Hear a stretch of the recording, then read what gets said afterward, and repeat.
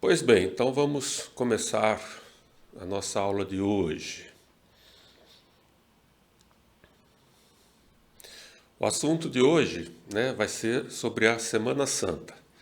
Na aula passada nós vimos alguns acontecimentos importantes da vida de Jesus, né? E agora nós vamos olhar a última semana de vida dele, antes dele morrer, né? E depois ele vai ressuscitar também, né? A vida dele continua depois, mas essa primeira fase da vida dele. A gente usa esse termo Semana Santa, é um termo tradicional, né? Da, da cristandade. Então se refere ao domingo que começa antes da ressurreição e vai até o domingo da ressurreição. Então vamos ver o que aconteceu nessa semana.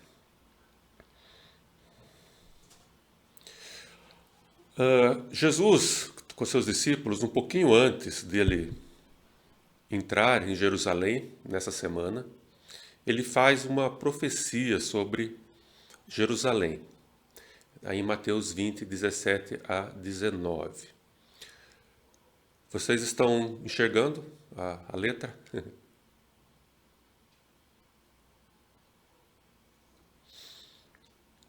O que diz então? Sim, estamos enxergando. Tá. Estando Jesus para subir a Jerusalém, chamou à parte os 12, os 12 apóstolos, e em caminho lhes disse: Eis que subimos para Jerusalém, e o Filho do Homem será entregue aos principais sacerdotes e aos escribas. Eles o condenarão à morte, entregarão aos gentios para ser escarnecido, açoitado e crucificado. Mas, ao terceiro dia, ressurgirá. Então Jesus deu muitas informações aí, né? A questão do que aconteceria nessa semana, né? Todas essas que estão destacadas. E depois nós vamos ver que todas essas profecias vão se cumprir e algumas delas já estava prevista já no Antigo Testamento, né? Por exemplo, ser escarnecido, ser crucificado, né? Morrer, tudo isso já estava constando no Velho Testamento. Mas agora vai se cumprir. Então essa é a profecia. A primeira coisa que aconteceu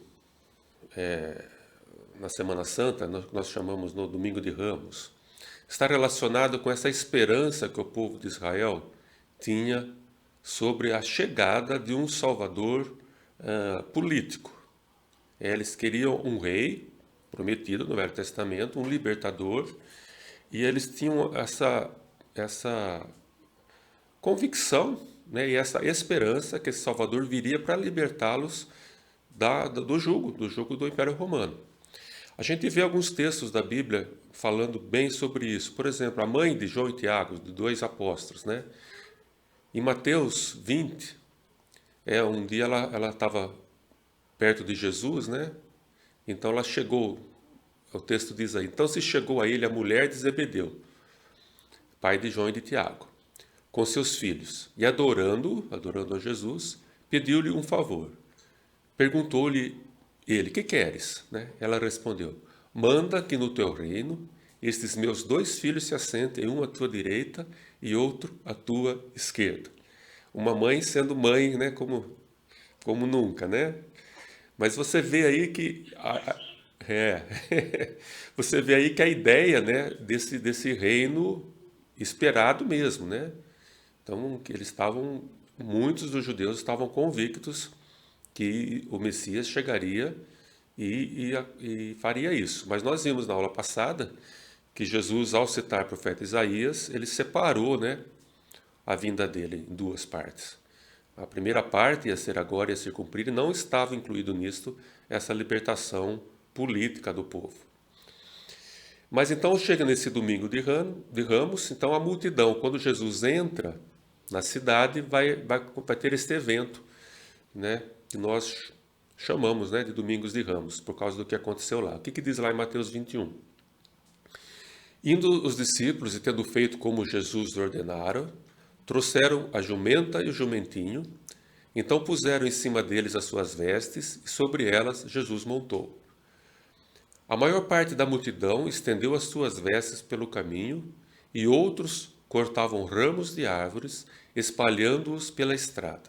E as multidões, tanto os que precediam como os que os seguiam, clamavam: Hosana ao filho de Davi, bendito que vem em nome do Senhor, Hosana nas maiores alturas. Esse clamor, né, da multidão, essa palavra Hosana, no hebraico, é o hebraico, né, não é o grego, né, que eles falavam lá, é hebraico, que tem essa intenção, né, de salvar e uma súplica de salvo. Então, Oxana, né, seria a palavra. E quer dizer isso, te pedimos, salva-nos, com essa intenção de libertação mesmo de política. E elas estão citando, né, um texto do Velho Testamento, de Salmo 118, 25, que tem exatamente esse texto. Ó, salva-nos, né? Ó, se você for lá no original, tá Hosana, ó, Hosana, Senhor, nós te pedimos. Ó Senhor, concede-nos prosperidade, bendito que vem em nome do Senhor. Então, a multidão esperando esse libertador, né, principalmente político, lembrou dessa passagem e aclamou a Jesus como o rei. Ele realmente é o rei, mas eles vão ser frustrados, né, com o que Jesus veio fazer nessa primeira vinda dele. Então essa foi a primeira coisa que aconteceu de importante, né? Essa esperança que o povo tinha se cumprindo ali, a esperança que eles tinham de Jesus chegar. Até daí nós vamos entender por que aconteceu tudo depois. Uma outra coisa importante, Jesus, né, Mateus 24, 1 e 2, ele vai anunciar que o templo será destruído. O templo ali de Herodes, uma construção maravilhosa que tinha lá em Jerusalém. Tendo Jesus saído do templo, ia se retirando, quando se aproximaram deles os seus discípulos para lhe mostrar as construções do templo. Ele, porém, lhes disse: Não vedes tudo isto? Em verdade vos digo que não ficará aqui pedra sobre pedra que não seja derribada. Essa profecia foi cumprida no ano 70, quando Tito invadiu Jerusalém e derrubou tudo, na verdade, sobrou só um pedaço lá do Muro da Lamentação, né? Que tem até hoje. É o único pedaço daquela parte do templo, que é o muro externo do templo, que ainda existe. Ela foi cumprida. Mas a questão é, por que o templo seria destruído? Por que Jesus disse essa profecia? Por que o templo foi destruído? Primeiro, vamos lembrar a função. Qual a função do templo? Ele simbolizava a presença de Deus, né? Deus estava lá no Santo dos Santos, como nós vimos atrás.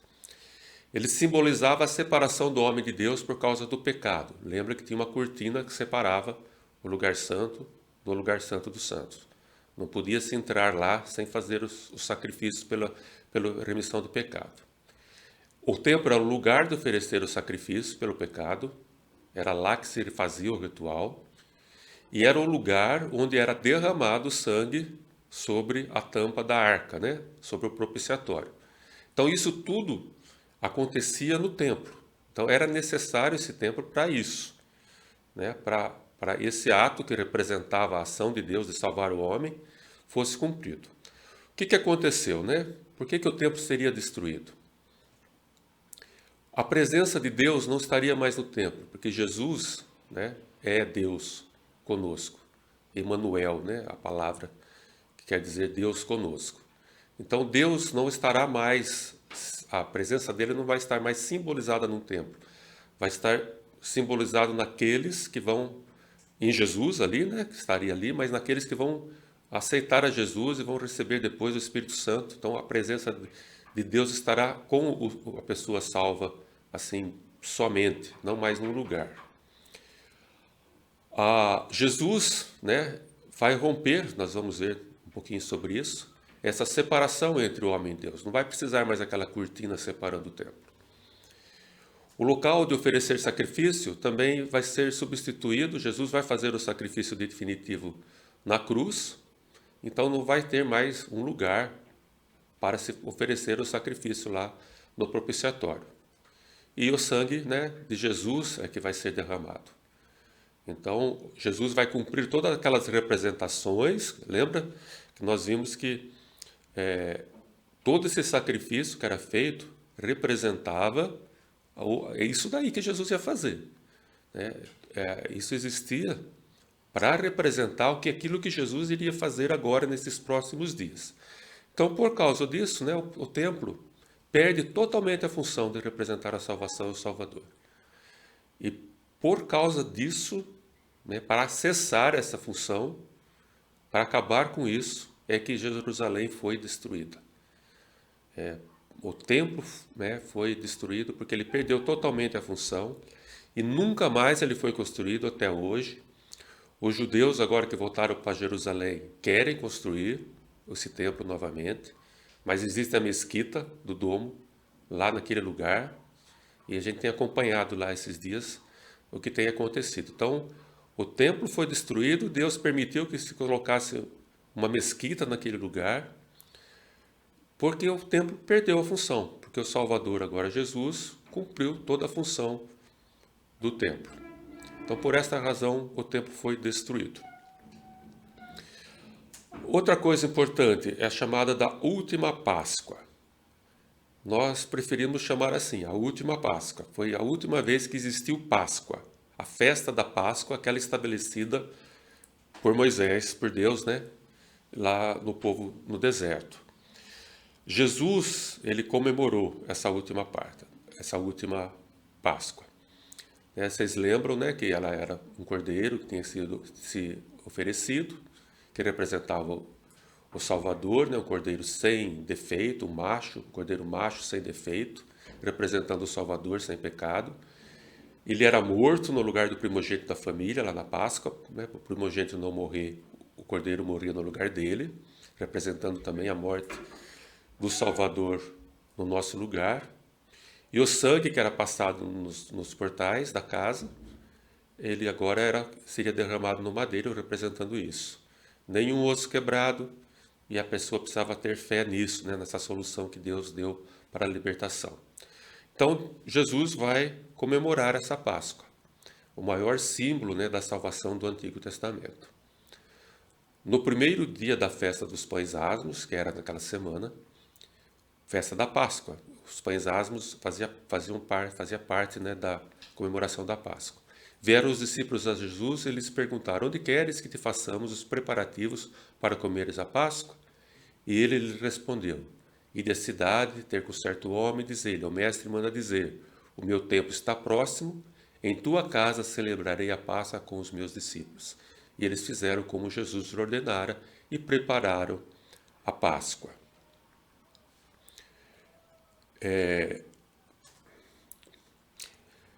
O que vai acontecer nessa última Páscoa, né? A instituição da Santa Ceia. A gente conhece até aquele famoso quadro de Da Vinci, né? Da Páscoa, né? Então Jesus vai celebrar então essa última Páscoa com seus discípulos e vai instituir agora aí uma nova representação, simbolizando agora a aliança definitiva do sangue dele. Antes, o sangue que representava a aliança era o sangue do cordeiro, né, que era morto. Agora ele vai usar então a ceia, Santa Ceia, agora estabelecendo uma nova aliança, outra coisa que vai representar para a gente lembrar daquilo. Então, enquanto eles comiam a Páscoa, tomou Jesus um pão e, abençoando-o, o partiu e deu aos discípulos, dizendo: tomai, comei, isto é o meu corpo. Esse pão simboliza o meu corpo. A seguir tomou um cálice e, tendo dado graças, o deu aos discípulos, dizendo: bebei dele todos, porque isto é o meu sangue, o sangue da nova aliança, derramado em favor de muitos para a remissão de pecados. E digo-vos que desta hora em diante não beberei deste fruto da videira, até aquele dia em que eu hei de beber de novo convosco no reino de meu Pai. E tendo cantado o hino, saíram para o Monte das Oliveiras. Então Jesus vai deixar o simbolismo da Páscoa para trás e vai usar agora esse simbolismo da ceia. O cordeiro, ao invés de comer o cordeiro, vai se comer o pão, e ao invés de derramar o sangue, vai se beber o vinho. É uma ligação bem próxima, né? O vinho vermelho, lembrando o sangue. Então, esse quadro, né, que foi feito agora. A Santa Ceia vai representar as mesmas coisas da Páscoa. Então, hoje nós comemoramos a Santa Ceia, nós fazemos a Santa Ceia e não a Páscoa. Embora a gente use o termo Páscoa, né, normalmente, porque isso aconteceu na época da Páscoa, tudo, né? Mas não é correto a gente dizer que a gente comemora a Páscoa. A gente poderia dizer que nós comemoramos a última Páscoa, né? Que quando foi feito o sacrifício definitivo. A Páscoa representava a obra do Salvador que viria, e a Santa Ceia representa a obra do Salvador que já veio. Então Jesus vai dar então importância sobre essa festa, assim como era importante a Páscoa, a ceia ou a Santa Ceia ou a ceia do Senhor, como a gente chama, é também importante.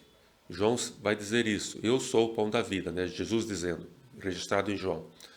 Vossos pais comeram maná no deserto e morreram. Este é o pão que desceu do céu, para que todo o que dele comer não pereça. Este quer dizer ele, né? O pão que ele estava, o corpo dele mesmo, né? O maná representava também esse corpo, né? Que sustentava o povo. Este é o pão que desce do céu, para que todo o que dele comer não pereça. Eu sou o pão vivo que desceu do céu. Se alguém dele comer, viverá eternamente. E o pão que eu darei pela vida do mundo é a minha carne. Jesus não está dizendo que é o ato de comer o pão na ceia, né, que faz a gente ser salvo, mas ele diz: quem não comer o meu corpo, quer dizer, quem não aceitar o meu corpo morto ali na cruz como sendo o sacrifício, né, esse que não aceita, que não come dele, vamos dizer assim, né, não participa desse corpo meu que morreu ali, que vai morrer, esse não tem parte comigo, né? Agora, aquele que crê nisso, que participa dessa minha morte, então esse vai viver eternamente. Tem um outro texto também de João, um pouquinho à frente. Em verdade vos digo, se não comerdes a carne do Filho do Homem, não beberdes o seu sangue, não tendes vida em vós mesmos. Quem comer a minha carne, beber o meu sangue, tem a vida eterna, e eu o ressuscitarei no último dia. Então Jesus está sendo muito claro aí que o que precisa fazer para ser salvo é aceitar, né, o sangue e a morte dele. O sangue derramado e a morte dele ali na cruz. Você precisa participar disso, aceitar isso como sendo um sacrifício feito para cumprir a justiça de Deus que pesava sobre os nossos pecados. Então, esse é o sentido da ceia, né? Nós vamos falar um pouco mais na frente sobre ela, mas aqui tem quase tudo já que nós precisamos saber. Quando a gente participa da ceia, então nós estamos dizendo que o sangue de Jesus derramado na cruz e o corpo dele que morreu sobre o madeiro foi para pagar o meu pecado. Essa é a razão porque nós não damos a ceia para quem não fez a sua profissão de fé, não é convertido. Porque se você não crê no sangue de Cristo como suficiente para te salvar, e toma a ceia, você está dando testemunho da morte dele, né? Você está dizendo, eu sei que ele morreu, mas eu não quero ele para mim.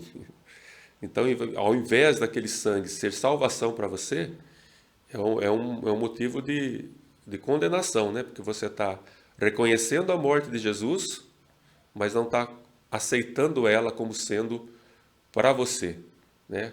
Então, esse é o motivo porque a gente não dá a Santa Ceia. A gente quer que a pessoa tenha consciência do que ela está fazendo. Paulo diz que a gente tem que discernir, né, o corpo e o sangue, saber exatamente o que ele representa. Porque se você toma disso sem crer no sacrifício de Cristo como suficiente para a salvação, você está dando vamos dizer assim, uma condenação para você mesmo, né? Você está dizendo que Jesus morreu, certificando que ele morreu, mas não crendo nele como Salvador. Então isso é a condenação. Então a Santa Ceia vai passar então a ser o substituto da Páscoa. Assim como depois nós vamos ver que o batismo vai substituir a circuncisão. Outra coisa que vai acontecer agora, já nos finalmente, é a prisão de Jesus. Tendo cantado um hino, logo após a ceia, saíram para o Monte das Oliveiras. Então foram a um lugar chamado Getsêmani, um jardim. Ali chegados, disse Jesus a seus discípulos: assentai-vos aqui enquanto eu vou orar. E levando consigo a Pedro, Tiago e João, começou a sentir-se tomado de pavor e de angústia. E lhe disse: a minha alma está profundamente triste até a morte. Ficai aqui e vigiai. Voltando, achou-os dormindo e disse a Pedro: Simão, tu dormes? Não pudesses vigiar nem uma hora? Veio pela terceira vez, depois disso acontecer várias vezes. Ainda dormis e repousais? Basta. Chegou a hora. O Filho do Homem está sendo entregue nas mãos dos pecadores. Levantai-vos, vamos, eis que o traidor se aproxima. Essa angústia de Jesus no Getsêmani não é exatamente ou somente pela morte na cruz que ele ia sofrer. Porque, na verdade, muitas pessoas morriam na cruz naquela época.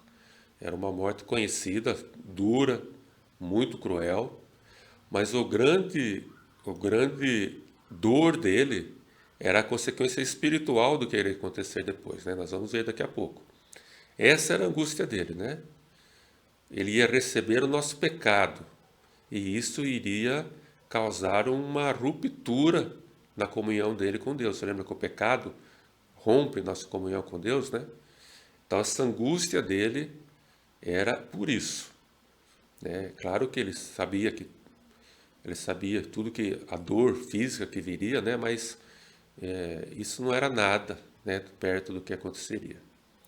Mas continuando.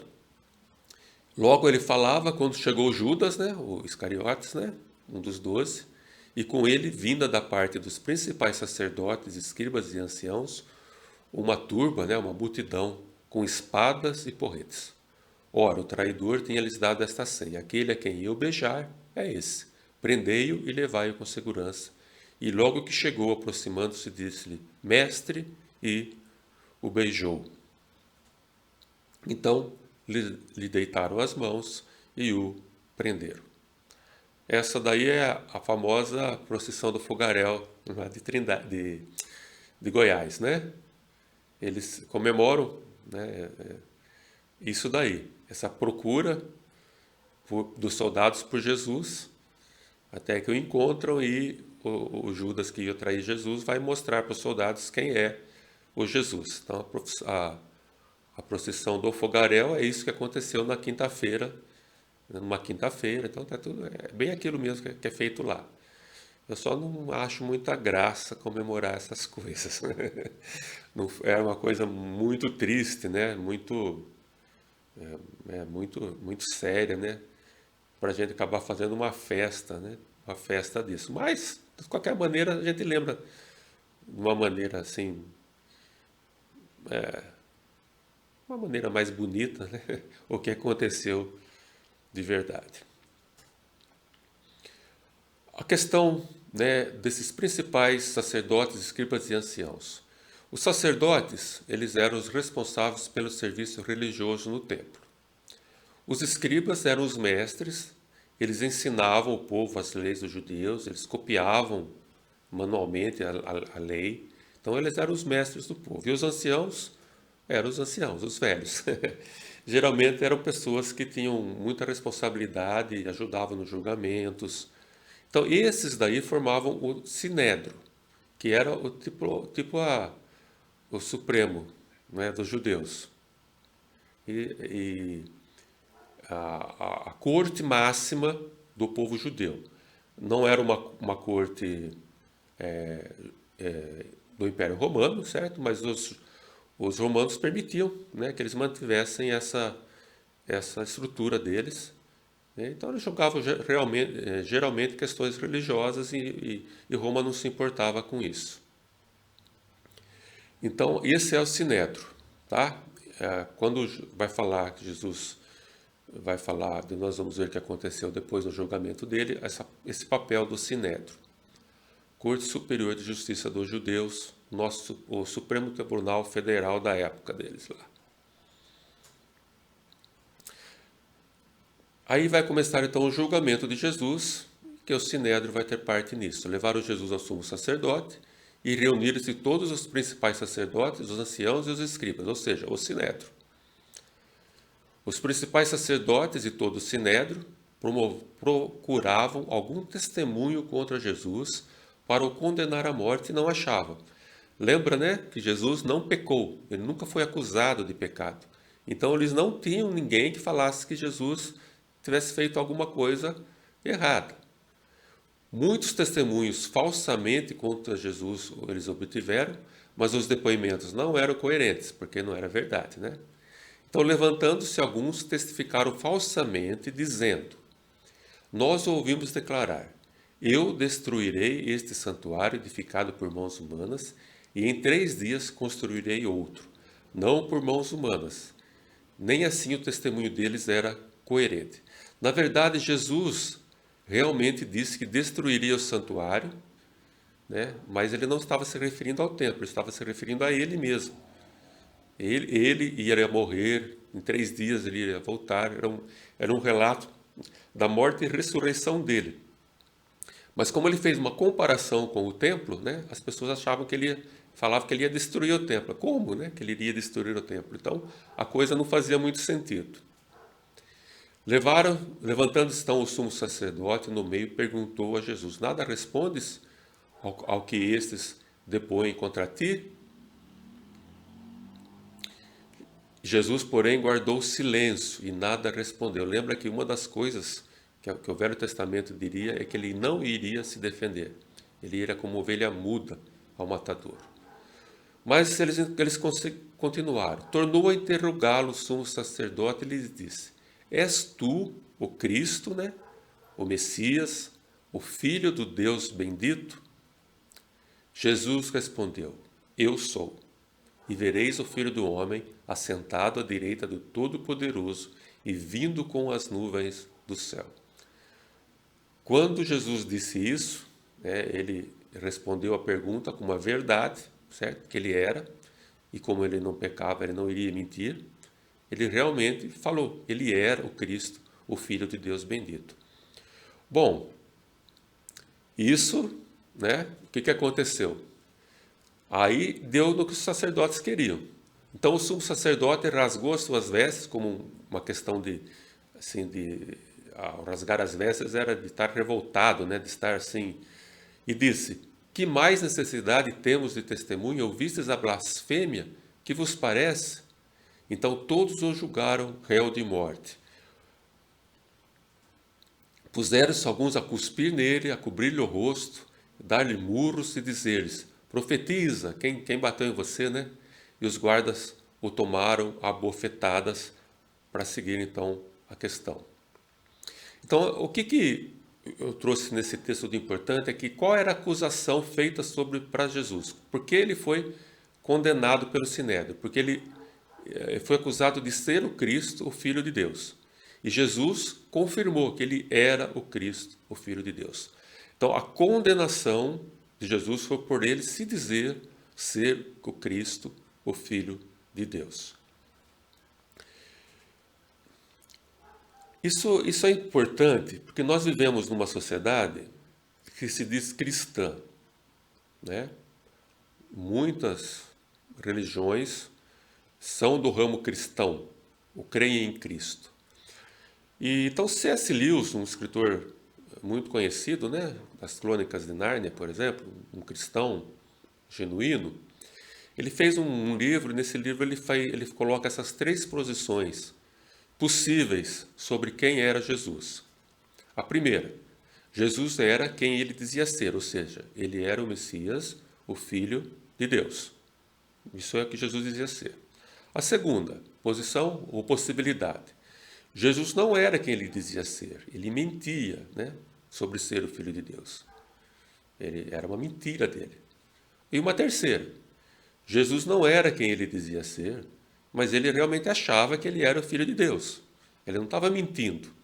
Ele se achava que ele era o Filho de Deus, e por isso ele dizia que ele era o Filho de Deus.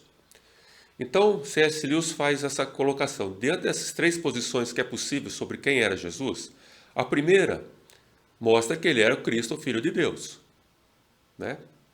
A segunda prova que ele é mentiroso. Se ele mentia sobre ser o Filho de Deus e sabia que ele não era o Filho de Deus, ele era um mentiroso. Agora, se ele achava que ele era o Filho de Deus e não era, ele era um louco, certo? Então, ou Jesus é Deus, ou ele é mentiroso, ou ele é um louco. Ou nós cremos que Jesus é Deus, né? Ou então nós não temos motivo para ter nenhuma consideração sobre Jesus. Porque ou ele é louco ou ele é mentiroso.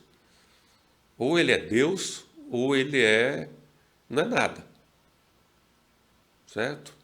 Então não tem, logicamente, como alguém dizer que Jesus é um exemplo, é uma boa pessoa, é alguém que tem que ser admirado, que tem que ser respeitado, copiado, um mestre, tudo isso que a gente ouve falar sobre Jesus, se essa pessoa não crer que ele era Deus, o Filho de Deus. Porque, caso contrário, a pessoa está dizendo que um louco ou um mentiroso é uma pessoa que deve ser respeitada e copiada. Então, é muito incoerente, né, essas questões. Ou você é um cristão e crê que Jesus é o Filho de Deus, ou então esquece Jesus. Né? Não fica falando que ele era uma boa pessoa, porque ele ou era louco ou era mentiroso. Né? Não tinha motivo nenhum. Nós cremos, então, né, que Jesus era realmente quem ele dizia ser, o Cristo, o Messias, o Filho de Deus. Finalmente, então, Jesus vai ser condenado. Tá lá, vou pegar esse relato de Marcos 15. Né? Todos os evangelhos contam essa história, né, da condenação de Jesus. Logo de manhã, entraram em conselho, na manhã de sexta-feira, os principais sacerdotes com os anciãos, os escribas e todo o sinédrio, e amarrando a Jesus, levaram-no e o entregaram a Pilatos, que era o governador romano. Pilatos o interrogou: És tu o rei dos judeus? Jesus respondeu: Você que está dizendo. Ele não retrucou, não falou nada, ele falou: Não, você que está dizendo. Pilatos, então, era um governador da Judéia, né? Um gentil. Gentil é o termo que os judeus chamavam qualquer pessoa que não fosse do povo de Israel. Então, existiam os judeus e os gentios no mundo. Então, Pilatos era um gentil. Então, os principais sacerdotes o acusavam de muitas coisas. Tornou Pilatos a interrogá-lo. Nada respondes? Vê quantas acusações te fazem? Jesus, porém, não respondeu palavra, a ponto de Pilatos muito se admirar, né? Cumprindo até a escritura, que ele ia ficar calado. Ora, por ocasião da festa, era costume soltar ao povo um dos presos, qualquer que eles pedissem. Havia um chamado Barrabás, preso com amotinadores, os quais em um tumulto haviam cometido homicídio. Vindo a multidão, começou a pedir que lhe fizesse como de costume, que soltasse um preso. Então Pilatos respondeu, dizendo: Queres que eu os solte o rei dos judeus? Pois ele bem percebia que por inveja os principais sacerdotes lhe o haviam entregado. Mas estes, né, os do Sinédrio, incitando a multidão, no sentido de que eles soltassem de preferência Barrabás. Mas Pilatos perguntou: Quem farei? Então, deste a quem chamais o rei dos judeus? Estão pedindo para eu soltar Barrabás. E o que vocês querem que eu faça, então, com que se estão chamando aí do rei dos judeus? E daí vem, o povo responde: crucifica-o. Mas Pilatos lhe disse que mal fez ele, né? O próprio Pilatos percebeu que era só inveja, era só uma perseguição política, né? Como se diz. Mas eles gritavam cada vez mais: crucificam, crucificam, crucificam. Então Pilatos, para contentar a multidão, soltou Barrabás e, após mandar açoitar a Jesus, como era costume fazer com tudo que ia ser crucificado, entregou para ser crucificado. Então, nesses acontecimentos aí, então, nós temos todas as coisas que Jesus disse que iria acontecer. Foi entregue nas mãos dos líderes religiosos, né, do Senado. Foi condenado à morte, morte de cruz. Ele foi entregue aos gentios, Pilatos, que determinou a ordem dele, e foram os soldados romanos que fizeram, que foram os carrascos, né, que cumpriram a ordem. Ele foi açoitado, ele vai ser crucificado, ele foi escarnecido. Uma profecia também do Velho Testamento, né? Tecendo uma coroa de espinhos, isso quem fez isso foi Pilatos. Ah, não, Pilatos fez a placa. Os soldados ali, né? Já que você é rei, vamos fazer uma coroa. Então puseram na cabeça, na mão direita pegaram um caniço e ajoelhando-se diante dele o escarneciam, dizendo: Salve o rei dos judeus. Então ele foi ali escarnecido de uma forma muito grande. Tudo isso então aconteceu antecedendo, né, a morte de Jesus. A próxima aula nós vamos estar vendo então a morte mesmo e a ressurreição de Jesus e como ele acabou por cumprir todas as profecias do Velho Testamento, cumprindo tudo aquilo que os sacrifícios representavam, né, e estabelecendo então agora uma nova aliança, né, para a gente relembrar isso que ele fez.